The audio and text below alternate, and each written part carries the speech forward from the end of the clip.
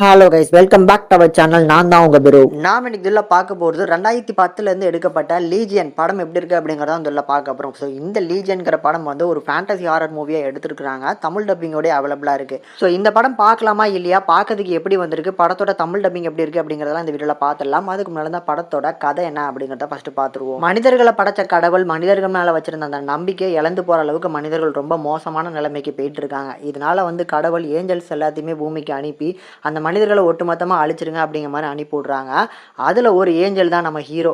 So இவர் வந்து கடவுள் பேச்சையே மீறி நான் மனிதர்களில் இருக்கிற எல்லாருமே காப்பாற்றுவேன், அதுலேயுமே பர்டிகுலராக வந்து ஒரு குழந்தை பிறக்க போது அந்த குழந்தைய காப்பாற்றுறதுக்காக பூமிக்கு வராரு. பூமிக்கு வந்தோடனே தன்னோட ரெக்கைகள்லாம் வெட்டி போட்டுட்டு கன்குடன்லேருந்து கன்ஸ் எல்லாம் வந்து கலெக்ட் பண்ணிட்டு ஒரு ஹோட்டலுக்கு வராங்க. ஸோ அந்த ஹோட்டலில் இருக்கிற ஒரு பெண் தான் வந்து அந்த குழந்தைய சுமந்துட்டு இருக்காங்க.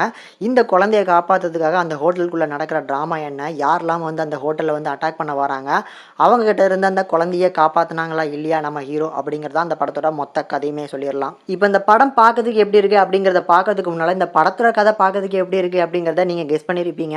எஸ், நம்ம கல்கி 2898 படத்தோட கதையுமே சிமிலராக இதே மாதிரியான ஒரு ஹோப்பில் தான் எடுத்திருப்பாங்க.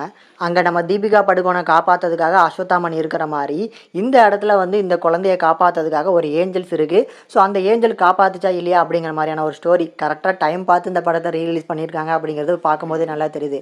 ஸோ இப்போ படம் பார்க்கறதுக்கு எப்படி இருக்குது, படம் வந்து 2010 எடுக்கப்பட்ட படம் இருந்தாலுமே இப்போ பார்க்கறதுக்கும் நல்லா ஃப்ரெஷ்ஷாக இருக்குது. அதுவுமே தமிழ் டப்பிங் சூப்பராக பண்ணி கொடுக்குறதுனால படம் பார்க்கறதுக்கு ஒரு நல்ல என்டர்டெய்னிங்காக இருக்குது. அதை தாண்டி இந்த படத்தோட ப்ரொடக்ஷன் வேல்யூமே ரொம்ப ஸ்ட்ராங்காக இருக்கும். 2010 எடுக்கப்பட்ட படம் இருந்தாலுமே படத்தில் இருக்க அந்த விஎஃப்எக்ஸ் ஒர்க்லாம் சூப்பராக இருக்குது.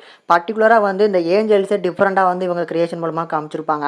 அதில் அந்த பாட்டியாக இருக்கட்டும், ஒரு நண்டு மாதிரி ஒருத்தன் வந்து ஐஸ்கிரீம் வண்டியிலேருந்து இறங்கிட்டு வர போர்ஷன், இதெல்லாம் விஎஃப்எக்ஸ் சூப்பராக இருக்கும். ஏன்னா ஒரு மனிதர்கள் வந்து இந்த மாதிரிலாம் பண்ண முடியாதோ அந்த மாதிரிலாம் அந்த கேரக்டர்ஸ் பண்ணும். ஸோ அதெல்லாம் அவுட்புட் சூப்பர் அப்பவே பண்ணி கொடுத்துருக்காங்க. இதை தாண்டி இந்த படத்தோட க்ரூ மெம்பர்ஸுமே வந்து ஒரு சில இடங்கள், அதாவது நம்ம ஃபாஸ்ட் அண்ட் ஃபியூரியஸ் படம் பார்த்துருந்தீங்க அப்படின்னா அதில் இருக்கிற சில கதாபாத்திரங்கள் இந்த படத்தில் நடிச்சிருக்காங்க 2 பேர்.